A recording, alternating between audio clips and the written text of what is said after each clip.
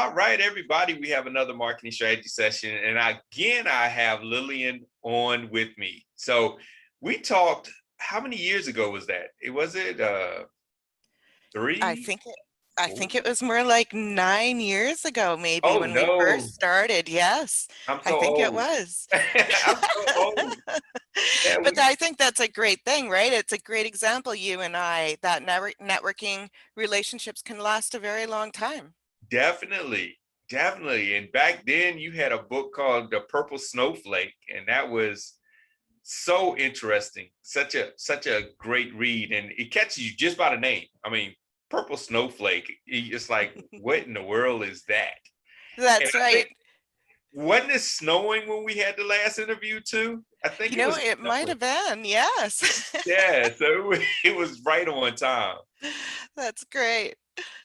Well, since then you've written other books as well. Yeah, well, altogether now we have 6 books. Okay. Originally, I mean, if you count the one that is no longer in publication, we had officially written 7 books, but one of those books is no longer in publication. The most recent one is our cookbook, and that's the From One Small Garden, over 300 nutritious, delicious recipes is the title. And we did a revision about 2 months after that book release. We had another book release, but this one was a revision of the book that you just mentioned, the Purple Snowflake Marketing, and we brought it up to date. So even Okay. though the content in the book is evergreen, it's, it doesn't matter what decade you read this in, it still applies. However, we brought it up to more modern times. So we had a lot more experience to add in there, Yeah. about what, 12 years extra experience, and various e-commerce courses and SEO and social networking, information that we had perfected and also increased our knowledge. And so we made sure that that was in there as well. So got rid of all the old links, all that kind of Yeah. stuff. So it's totally revised, and it was just released. I think it was May, was it not? May it was Okay. released. Wow. Good, good. Well, it's a great read. And Thank you. I had to get the new revised version of it. Uh, and it's all available really on Amazon. It's also available on Brummet Media, the website.com. So you can get it either way. And so there's definitely ways that you can consume the content. Um, so I mean, wow, where we start? You have 6 books to go through. Um, I guess we can revisit Purple Snowflake and see what's new with the up-to-date version. Okay, well, Purple Snowflake Marketing is now, I believe, a 375-page book. So this is not a one-day read.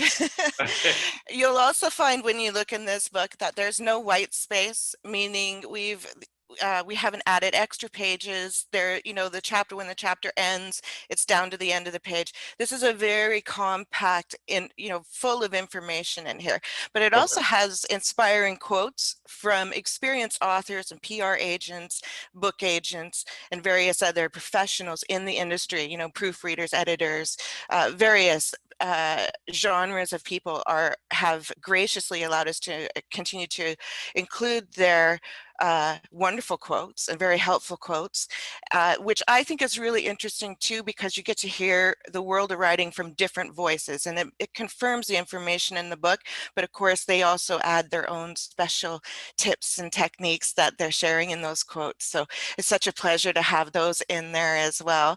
And we have a wonderful foreword written by a professional in the industry, so we're really excited about that.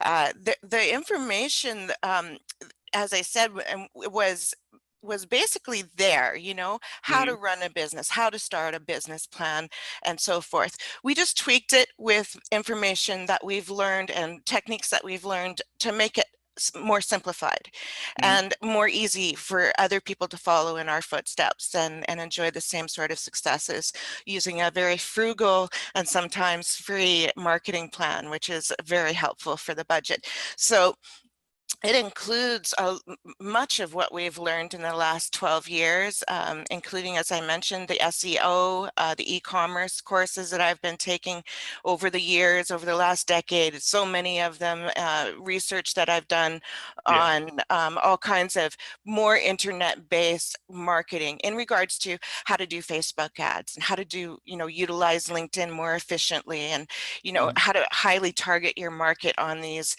areas so that when you put out your post and you're putting the time on social networking, you're doing it the most effectively, reaching the audience that actually wants to hear about your topic. So we cover things like that. I mean, there's a lot more added into it, Yeah. quite a bit more added into it. And I'm so proud of it. It's such a thorough and thick book. And honestly, it's absolutely everything that I know about the industry. I've been in this industry now for over 25 years, well, going on 28 years, I think now. I'm not Okay. 100% sure. I'd have to do the math, but somewhere around there. And it's been, just a huge learning curve because, I've come from as a staff writer, a freelance writer. I've worked as a professional book reviewer, a product reviewer. I've worked for magazines. I've done freelance work. I think I said that. And then, of course, publishing the books and blogging and all kinds of experiences, as well as the talk radio shows we used to run. So Mhm. all of that experience from both sides of the table is in there, giving people the advice from all of those skills and experiences that we've learned along the way. And of course, Dave was able to add a lot more information about how to utilize your graphics better, your images, your color choices. That's really his forte, is the more artistic and graphic and online imagery that we have. All our images and logos and everything are done by him. And Okay. so he had a lot to share in what he's learned to, increased in his skills in that regard over the last, decade and more. So, a lot more really went into the book. Wow. Right. And that's great. I mean, that's a good combination, the words and the image. Y'all have a great team going on there.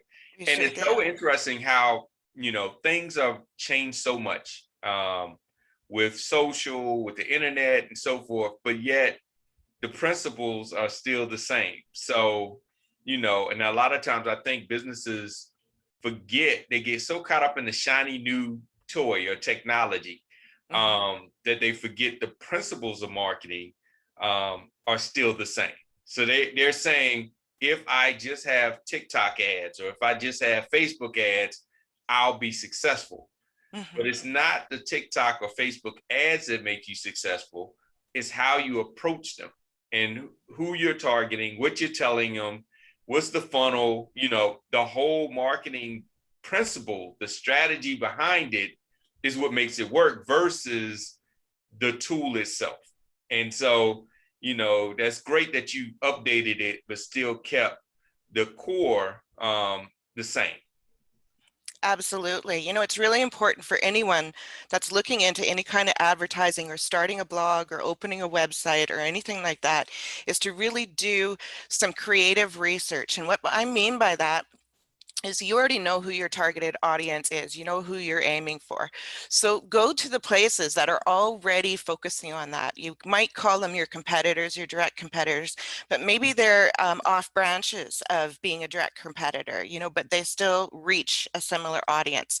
And Mhm. really research them. What kind of ads are they putting out? What kind of advertisers are coming on to their blogs and newsletters and what have you? And what do they look like? And why do you think that they're advertising there? What kind of language are they using in order to reach that publication's audience? Really do some research, see some keywords that they're focusing on, look at color themes that they might be using that might be their success, and Okay. then go back to your own, imagery, your own brand that you're creating, and rethink it. Really give it a look.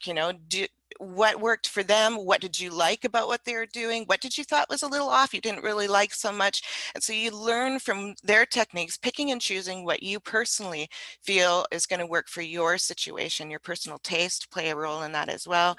But and it really helps you refine the look and the font, all of that you're going to be utilizing, and it makes everything that you put out that much more effective because you're really appealing to that particular audience.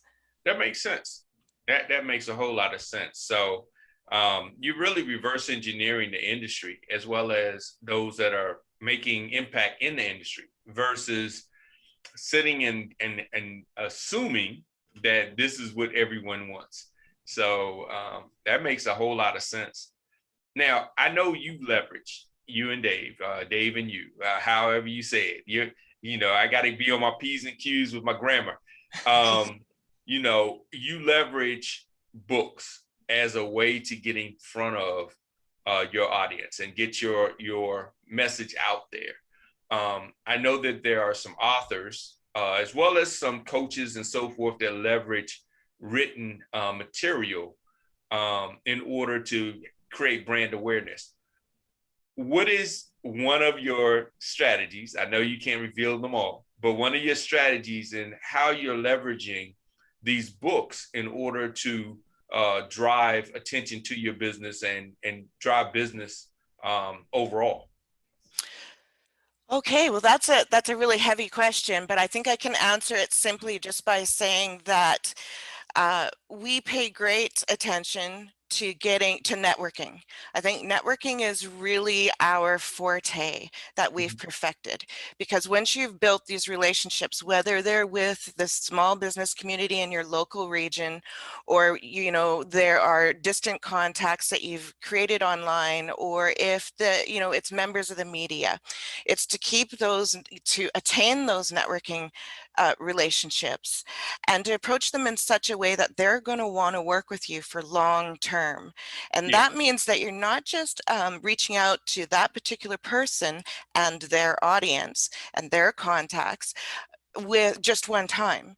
Your efforts are actually going to have a ripple effect. So in Yeah. the future, you can network together. And then, maybe a year later, you touch base and you share some great information with them, some useful links. Maybe you offer them something, some sort of free exposure, whatever it is.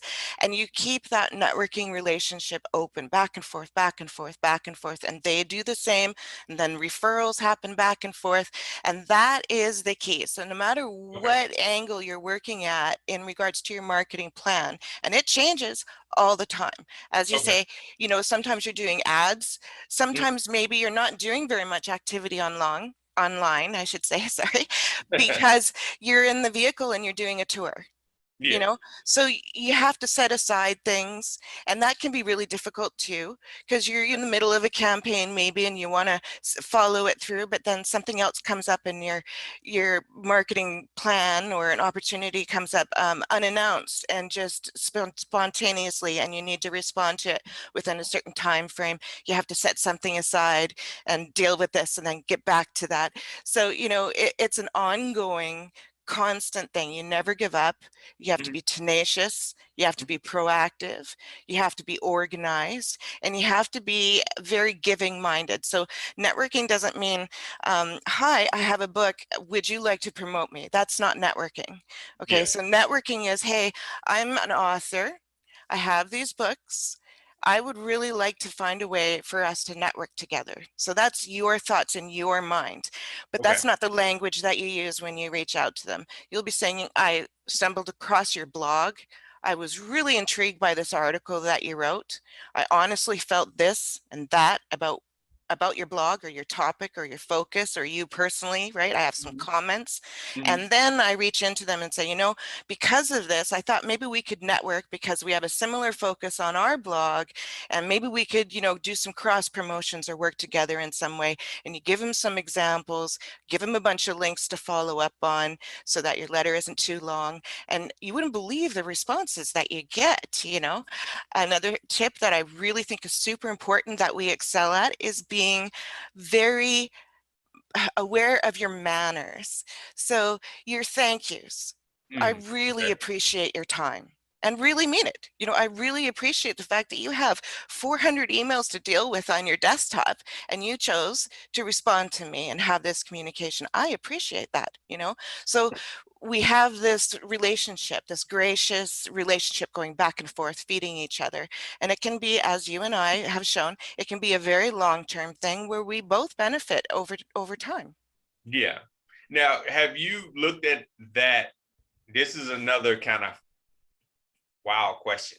So, a lot of times when we're in business, we're trying to get in front of a lot of people.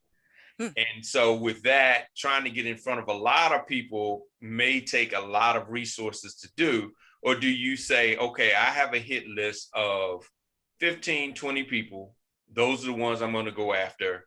And I'm going to put maximum effort in these 15, 20. Or is it, okay, well, I'm going to have a template and I'm going to go after, 1,000 people.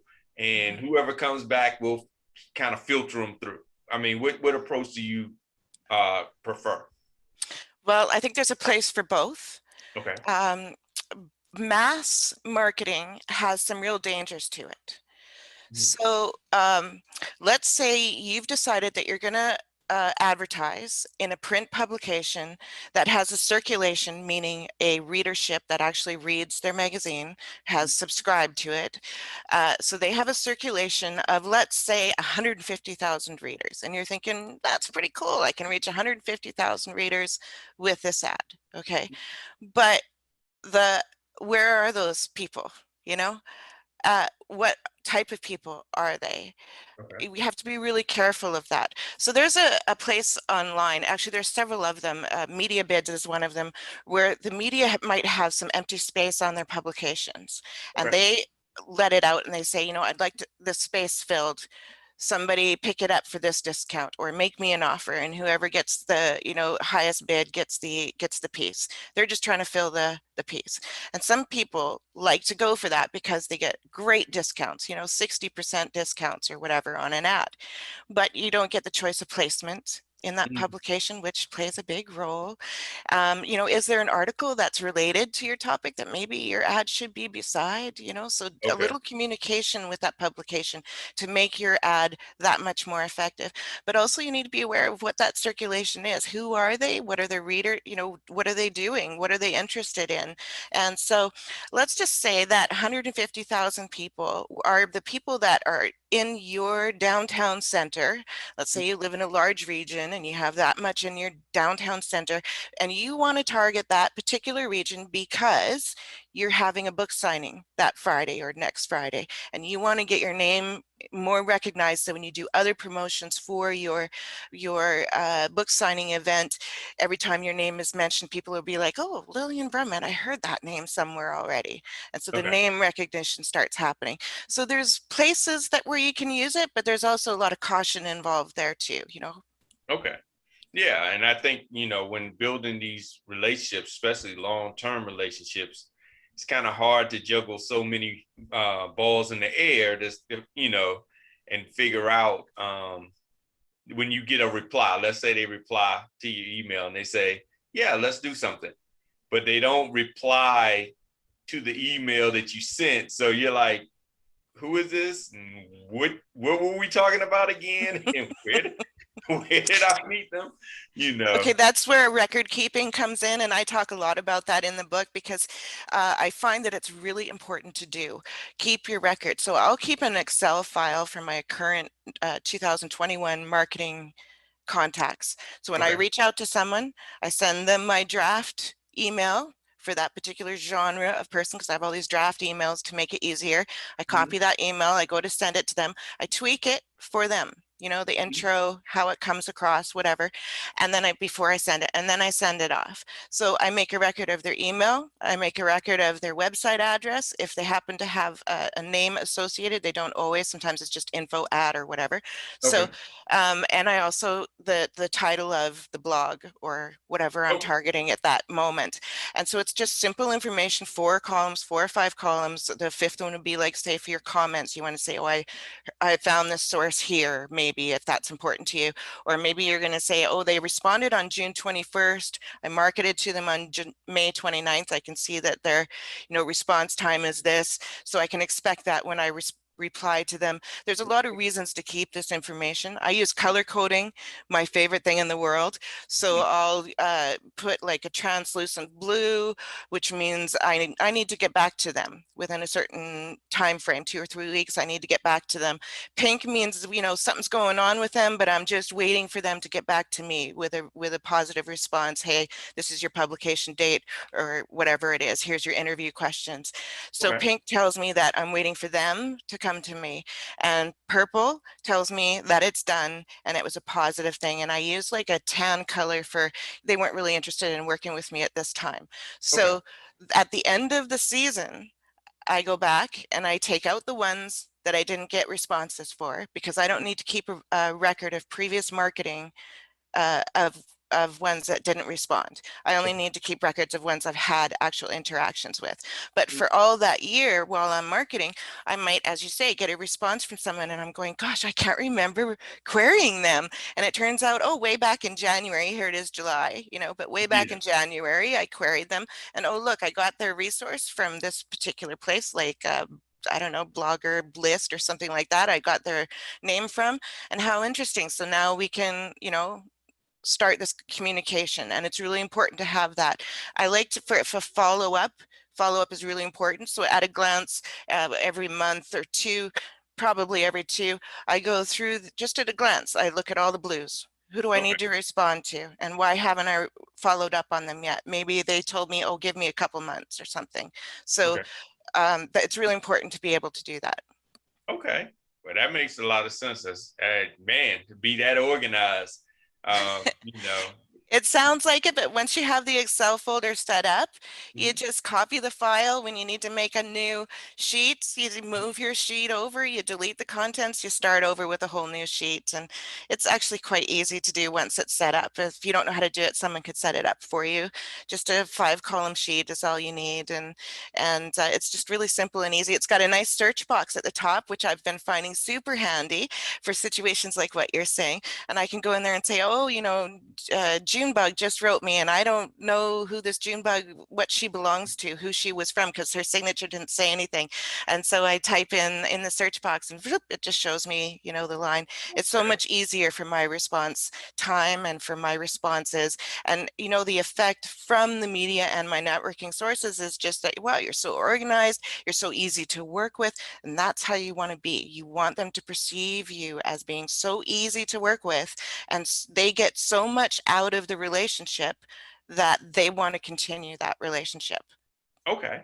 Okay. So you're really building, a relationship and not a transaction. Um, Right, exactly. okay. That makes a lot of sense. So yeah, I got to figure out how to do these spreadsheets. And, I'm so techie. I'll probably use something like HubSpot or some CRM. Let me Probably. figure it out. But yeah, that's a great thing, because a lot of times with so many emails that you get on a day-to-day basis, you just kind of let things slip through the crack and forget who you contacted and why, especially if they don't get back in touch with you that same day or next day. So cool. So I mean, with like, you have so much going on. You're contacting people. You got networking. You got the books. You're marketing. Yes. You're building Do businesses. blogs. Blog. Yes. Yeah. I mean, do you have a certain ritual routine that you would recommend to say, okay, here's how you can accomplish all of this and not have to work 23 out of 24 hours a day? Initially, you really do need to put in a lot of time. But once you have your system set up, you've gotten your business plan and your strategies, and you've done all the preliminary stuff, and you're just doing the operations, day-to-day operations. Once Mhm. you've gotten to the day-to-day operations point, it's really about time management for you. So when do you work at your best? What is your peak mental time for you, peak energy times for you? Okay. Maybe it's, midnight to 5 in the morning, so it's really a personal thing when it comes to that.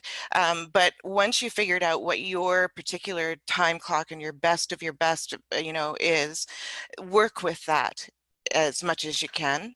But for myself, I was actually involved in a car accident in 98, and I still have, the repercussions from that. So, the old injuries like to talk back on a regular basis is, I guess, a better way of putting it. So, I have difficulty with sitting for long periods or standing for long periods. Any sustained position, holding my hands up high is difficult, things like that. So for me, I try to balance being in the office with doing activities around the home, tending to our 3 dogs and cat, being a wife as well, and running our gardens and helping with the studio when Dave's home. So um, it's a balance as to what's on the schedule that day. Typically, I'm up about 5 o'clock in the morning this time of year. I'm out there doing the watering in the gardens before 9 o'clock, any harvestings that have to be done. In between that, when I'm coming in for my breaks or I'm bringing veggies in for rinsings, I'm looking at the computer, who's texted while I'm having a coffee, what have you, that morning or breakfast. I'm at the computer, it's my Okay. kitchen's right here, so I'm watching it, I'm looking at it, and I'm always aware of it whenever I come in. So I see the immediate things that come in. But I also try to do about an hour and a half to 2 hours at a time at a stint is Okay. the most comfortable for me physically. And then I get up and I do something else. And what I find is actually good about that is I get a mental break. So I get to get up and I say, okay, here's a good stopping spot. And I Okay. get up and my mind gets a break and I do some mundane chores. And then my mind is thinking about, okay, well, the next step that I'm approaching is Okay. this. And I get to sort of mentally plan out the strategy. How am I going to approach them? What do I want to mention? Whatever it is that I'm working on. And I sort of fuzz out the fuzziness. And then when I get back to the computer, I'm aching to get at the board because I have so much in my mind. I just got to get it out. Okay. So I find an hour and a half at a time is typically what I'm spending, whether I'm writing, marketing, whatever it is, an hour and a half in the office at a time. Okay. So you just you basically block off focus time, and you say, okay, for this hour and a half to 2 hours is just focused, and then I'll take a break and then come back and focus instead of saying I'm just going to do a long amount of time, and really you're kind of doing a lot of nothing. You're kind of just Yes, or spending you a lot of tend to make mistakes. okay. Right. So you maybe you're in a hurry and you're sending out query letters, you're copy pasting, and maybe you forget to tweak it and you realize, oh no, I just sent the last 2 people the wrong name or something. Like mistakes will happen because you get too much into the mode Okay. that your mind isn't double checking your activities. And so coming back with a fresh mind will really help eliminate some of those easy to do mistakes. Yeah, I guess like in the writer's term, when they say come back with a fresh eye, I think that it has a lot to do with it. So, Absolutely. Oh, yes. When I'm writing some of my short stories or poems, especially, I'm stuck somewhere. I go and start doing some dishes, or, if it's early enough, go weed in the garden or play with the dogs or whatever. And all of a sudden, click, it might take a little while, but all of a sudden, click, and I can come back to it, and I got a direction to go with it. So, that's cool. Yeah, that's cool. I caught myself today. I had an email and I said something to the effect I would like, but in the email I had I would link. uh-oh. And luckily I took a break and I came back and I was like, wait a minute, that doesn't sound right. What was I?